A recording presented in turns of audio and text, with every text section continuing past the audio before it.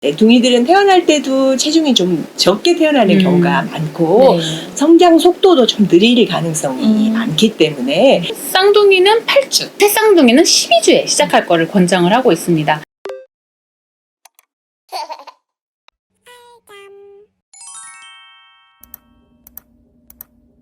오늘은 쌍둥이 수면 교육에 대해서 좀 나눠보려고 해요. 네. 저희가 안 그래도 쌍둥이 콘텐츠가 좀 많이 없다 보니까 고민하고 있었던 찰나였는데 저희 유튜브를 통해서 쌍둥이 수면 교육은 혹시 어떻게 해야 하는지 궁금하다라는 질문을 주시더라고요. 그래서 필요하죠. 준비했습니다. 사실 쌍둥이 육아 같은 경우에는 2배가 아니라 8배로 힘들다라는 제 친구의 의견도 있었는데요. 1년 정도 키우고 난 다음에는 그래도 조금 둘이 같이 놀기도 하고 서로 성장하면서 의지하니까 좀 좋을 것 같다라는 생각을 많이 해요. 그래서 지금 쌍둥이를 키우시는 어머님들 너무 좌절하지 마시고 추후를 생각하시면서 조금 힘을 내서 육아를 하셨으면 좋겠습니다.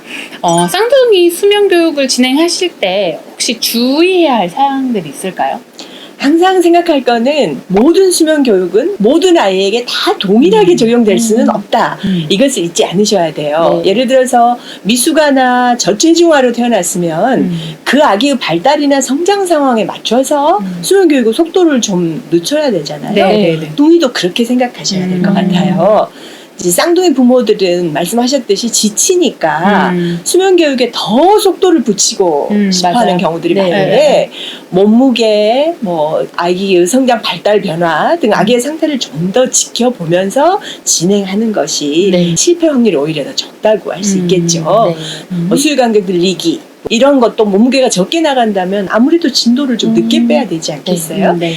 둥이들은 태어날 때도 체중이 좀 더 적게 태어나는 경우가 많고 성장 속도도 좀 느릴 가능성이 많기 때문에 그것을 감안해서 수면 교육 시작을 하면 좋겠습니다. 이런둥이도 비슷할 것 같아요. 네, 그죠? 맞습니다. 이른둥이도. 다른 아이들과 비슷하게 생각할 게 아니라 제표 연령을 먼저 생각한 다음에 네. 차차 진행하는 게 좋겠네요. 네. 많은 수면 교육 전문가들이 수면 교육을 시작할 수 있는 원령들을 이야기하고 있는데요. 보통은 쌍둥이는 8주. 그리고 새쌍둥이는 12주에 시작할 거를 권장을 하고 있습니다. 우리 알전 멤버들은 이미 수면 교육의 시작과 핵심은 바로 일과를 잘 맞추는 것부터 시작이 된다는 거를 알고 계시지만 저희가 한 번 더 강조를 하고 싶습니다. 쌍둥이들의 경우 한 침대에서 재우는 게 좋을까요? 아니면 따로 분리하는 게 좋을까요?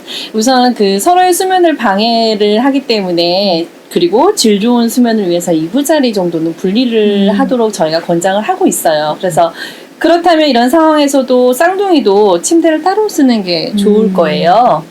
물론 이제 원령이 아주 어리거나 생활 여건상 한 침대를 사용하거나 보통 요즘 범퍼 침대 많이 사용들 하시잖아요. 이제 그런 경우에는 잠자리에서는 시야를 좀 가릴 수 있는 가림막 정도를 설치를 해주시는 게 좋습니다.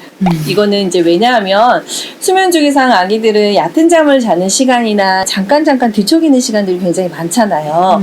그럴 때 누군가가 옆에 있다면 잠이 훨씬 더 잘 깰 수 있고 잠들기 전에 수면 의식을 하는 경우 누군가가 옆에 있다면 아무래도 이제 원령이 점점 커지면서 잠을 이기고 놀고 싶어 하기 때문에 옆에 형이나 누나나 뭐 같이 쌍둥이들이 있다면 아무래도 수면의식이 놀이 시간으로 전환될 가능성이 커요. 그래서 가운데에다가 가림막을 설치를 해주는 게 좋을 것 같아요. 그러면 쌍둥이의 경우 한 명을 케어하는 것보다 몇 배가 더 힘들기 때문에 더더욱 하루 일과를 좀 잘 맞춰야 되는데 왜 하루 일과를 만드는 게 중요할까요? 하루 일과가 일정해야 재우기도 훨씬 쉽고 일단 잘 자면 아기가 훨씬 기분이 좋아지기 때문에 놀기도 잘하고 먹기도 잘해요. 또 엄마 아빠 입장에서 생각을 해봐도 동일한 시간에 재우고 먹이는 것이 양육 부담을 훨씬 줄일 수 있는 길이기도 하고요. 꼭 둥이가 아니라도 규칙적으로 하루 일과 생활을 할수록 우리 생체 리듬에 잘 맞고 생체 시계가 제대로 작동하기 때문에 훨씬 더 아이가 수면을 편해할 가능성이 높거든요. 쌍둥이 육아를 하시는 분들 중에 한 아이는 되게 잘 먹고 또 다른 아이는 잘 먹는 아이들을 좀 많이 만날 수 있었는데 이런 경우에는 아기 패턴 어떻게 하면 좀 잘 맞춰줄 수 있을까요? 사실 많은 쌍둥이를 키우는 분들이 한 아이는 잘 자고 잘 먹고 한 아이는 덜 자고 잘 안 자고 잘 안 먹고 이런 경우들이 되게 많아요. 꼭 쌍둥이라고 해서 두 아이의 기질이 똑같을 수는 없잖아요. 다른 아이들도 그러듯이 두 아이의 기질을 그대로 인정을 해주는 게 좋겠어요. 항상 안 먹는 아이의 다른 문제를 만드는 것은 그 아이를 과도하게 잘 먹게 만들려고 하다가 수면 문제도 만들고 향후 식이 문제도 만들 때가 많거든요. 그래서 일단은 너무 급하게 생각하지 마시고 아이의 기질을 인정해 주되 이 아이가 자기 속도대로 잘 자라고 있는지 낮에 기분이 괜찮은지는 파악을 해야 되겠죠. 그래서 그런 대로 잘 자라고 있고 기분 상태가 괜찮다면 너무 많이 먹이려고 노력은 하지 않아야 될 것 같아요. 다만 어느 날은 유난히 덜 먹는다 그러면 그때는 조금 더 먹이려고 노력을 해봐야 되지만 더 중요한 거는 그럼에도 불구하고 두 아이의 수유 시간을 어느 정도는 맞추려고 하는 것이 좋을 것 같아요. 그래야 양육자가 장기적으로 덜 힘들 테니까요. 네. 팀장님께서도 쌍둥이 수면 교육을 좀 많이 진행을 해보셨잖아요. 네. 어떤 부분이 가장 중요하다고 생각이 드시던가요? 최근 들어 쌍둥이 수면 교육이 사실은 좀 많이 저희 상담이 들어오는 편이긴 해요. 근데 쌍둥이들이 이제 상담이 들어오면 사실은 아기들보다 양육자분들, 특히 엄마들에 대한 걱정이 좀 많이 생기기도 해요. 그리고 이제 두 명을 한꺼번에 케어를 하다 보니까 아무래도 힘듦이 여러모로 여러 배가 되잖아요. 그래서 저 또한 그런 고충 때문에 쌍둥이 수면에 대해서는 조금 더 집중을 하는 편이기도 해요. 그래서 가장 중요한 거는 이제 양육자분들의 불안감이 한순간에 뭔가 다 고쳐야 된다는 그런 마음 때문에 너무 힘들어 하시는 것 같아요. 근데 이제 그런 마음을 좀 내려놓으셔야 돼요. 왜냐하면 현실적으로 두 명 아이를 케어를 하면서 모든 걸 다 고치기는 불가능해요. 그래서 두 아이 중에 가장 먼저 힘들고 시급히 개선해야 될 문제점이 있는 것부터 좀 집중을 하시면 좋겠어요. 그리고 나머지 것들은 사실은 좀 케어를 하다 보면 자동으로 고쳐지거나 변화가 되는 것들이 좀 많아요. 그래서 내려놓는 마음가짐이 좀 필요하고 두 이제 아이들 중에서도 수면 문제가 조금 더 많은 아기가 있고 그렇지 않는 아기들이 있잖아요. 그래서 그 많은 아기부터 그리고 뭔가 시급히 개선해야 될 부분부터 조금 집중해서 접근을 하시게 되면 또 훨씬 더 고쳐가는데 수월해지지 않을까 싶어요.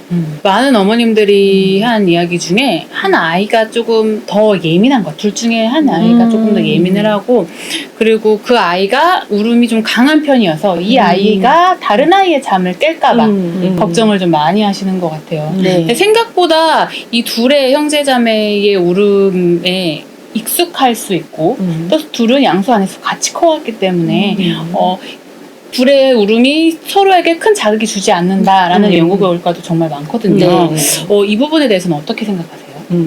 사실 뱃속의 상황을 정확하게 짐작하기는 어렵잖아요. 그래서 굳이 뱃속의 상황까지 미루어 짐작해보지 않는다 하더라도 잘 자는 아기들은 깊게 자기 때문에 웬만한 소음에는 잘 일어나지 않아요. 또 정서적으로 안정되어 있기 때문에 불안 때문에 깨는 경우도 많지 않고요. 그래서 이제 조금 더 자라서 경쟁적으로 부모의 사랑을 차지하기 위해서 일부러 막 못 자는 것처럼 가장하는 경우가 일어나지 않도록만 주의하면 처음에 한 아이가 다른 아이의 수면을 방해할까봐 너무 불안해하지는 않아도 될 것 같습니다. 한 명이 다른 아이의 잠을 방해하고 있다면 좀 아이의 수면 문제가 좀 심각하다면 어떻게 해야 할까요? 우선 잠이 예민한 아기의 패턴부터 좀 집중적으로 살펴보는 게 필요해요. 그래서 낮 동안 일과를 어떻게 보내고 있는지, 그리고 낮에 충분히 잘 먹고 있는지, 잠에 방해하는 불필요한 습관은 없는지를 조금 더 세심하게 다루게 되는데요. 우선 쌍둥이의 경우 방분리를 완전히 100% 권장을 하는 건 아니지만 아기의 문제점이 빨리 해결해야 될 경우들이 있잖아요. 그럴 경우에는 다른 아기와 잠시 동안 방분리를 좀 해서 그 아이의 생활이 어느 정도 문제점이 좀 해결된 후에 그때 같이 합방을 하는 거를 권장을 하는 게 좋겠어요. 그리고 이제 생후 6개월이 넘어가게 되면 사실은 이 양육자분들이 그렇게 잦은 개입을 하지 않아도 크게 문제는 없거든요. 그래서 아기에게 불필요한 수면 습관을 만들기보다는 가장 불편한 점이 무엇인지를 먼저 파악하고 수면 문제가 명확히 판단이 되고 그 문제를 적절한 방법으로 해결해 나갈 수 있도록 하는 것이 좋겠습니다. 쌍둥이 경우에는 낮잠 패턴을 좀 잘 맞추는 게 관건이 될 수 있을 건데 한 명의 아이가 잘 안 자려고 하거나 아니면은 잠을 일찍 깨거나 이런 경우가 있다면 어떻게 하는 것이 좋을까요? 수면 의식이 되게 중요할 것 같아요. 네. 수면 의식이 잘 자게 하는 첩경이잖아요. 이완과 진정을 이루어지니까요. 그래서 쌍둥이들은 좀 처음부터 수면 의식, 아무리 늦어도 4개월 전에는 수면 의식에 더욱 철저해야 할 것 같고요. 또 초기에 낮잠이 잘 안정되지 않을 때, 특히 한 아이가 더 그런다고 하면 좀 더 적극적으로 낮잠 연장을 시도하는 편이 좋겠어요. 네. 무조건 수면 교육의 원칙대로 울려서 재우기를 해야 되겠다 이렇게 생각하기보다 옆에 계시면서 적극적으로 연장하기를 시도해서 좀 빨리 편안해질 수 있도록 네. 하면 좋겠어요. 또 만약에 한 아기가 아프거나 무슨 돌발 상황 때문에 쉽지 않은 상황이 생긴다 그러면 잠시 분리를 해주는 게 좋겠잖아요. 네. 그래서 못 자는 아이를 데리고 나와서 좀 재우는 것이 좋을 수도 있겠습니다. 잠깐 동안은. 네. 그러면 쌍둥이들 수면 의식은 어떻게 하는 게 좋을까요? 이제 쌍둥이들은 보통 4개월 정도가 되면 수면 의식을 본격적으로 시작하면 좋은데요. 물론 이제 그 전에 어린 연령에도 간단한 루틴 정도를 해놓으면 좋아요. 잔잔한 음악을 틀어놓고 눕혀서 시작하는 게 가장 좋고요. 둘 다 이제 안아주거나 뭔가 보듬어서 수면 의식을 할 수는 없으니까 어느 정도 아이들의 울음에 대해서는 서로가 그리고 양육자분들도 조금 감수할 수 있는 마음가짐이 필요해요.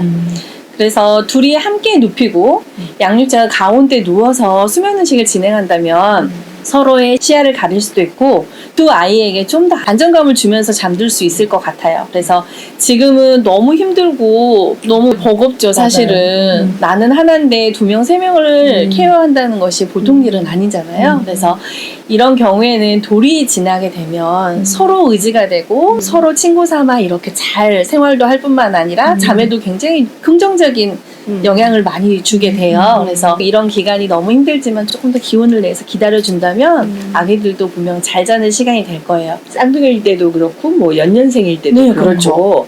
더 순한 아기를 까다로운 아기가 따라가느냐 더 까다로운 아기에게 순한 아기가 따라가느냐 이 문제는 양육자가 어떻게 대처하는가에 달려 있을 것 같아요. 네. 얼마나 자신감을 가지고 불안해하지 않고 대처하느냐 이게 그 방향을 결정할 수 있을 것 같아요.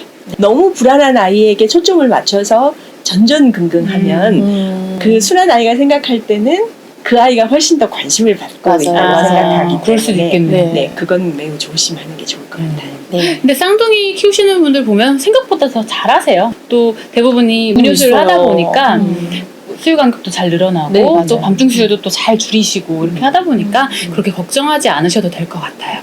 육아를 조금 더 객관적으로 과학적으로 바라보고 싶으시다면 알잠을 좋아요, 구독 눌러주세요. 꿀잠은 알잠. 좋아요, 구독!